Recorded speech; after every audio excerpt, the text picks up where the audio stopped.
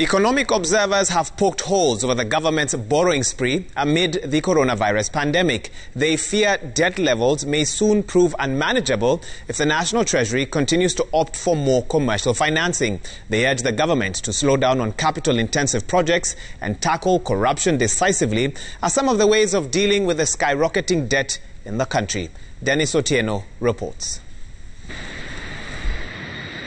That Kenya secured a 263 billion shilling loan facility from the International Monetary Fund yesterday did not come as a surprise, as it had already bagged other funding from the World Bank and AFDB earlier on. The IMF loan, which will ideally be used in supporting the current budget, may not mean much if thorough checks are not put in place. As at December 2020, the current stock of debt stood at 7.3 trillion shillings. In the last budget policy statement, Treasury had laid out a 3 trillion shilling spending plan, out of which 1.7 trillion shillings will come from ordinary revenue targets. In the event that you are not able to trim our expenditure, now the other route is now to look at which debt options do we have as a nation.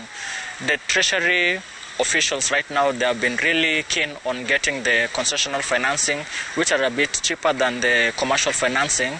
But at this point, we are seeing that there's a bit of some deviance back to commercial financing.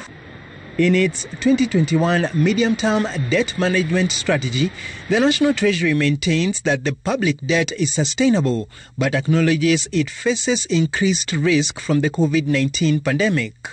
The strategy calls for reforms to expand capacity of the domestic debt market to take up a higher share of public debt. At the moment, it is dominated by commercial banks.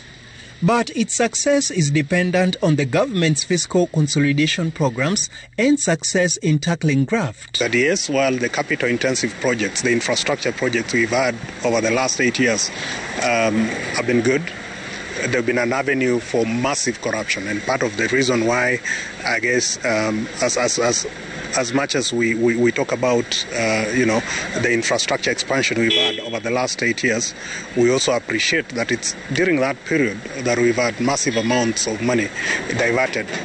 The build-up of debt over the last 10 years has been worrying, but analysts reckon with appropriate fiscal policies, the country can still lower its debt levels over the long term. Dennis Otieno, Citizen TV.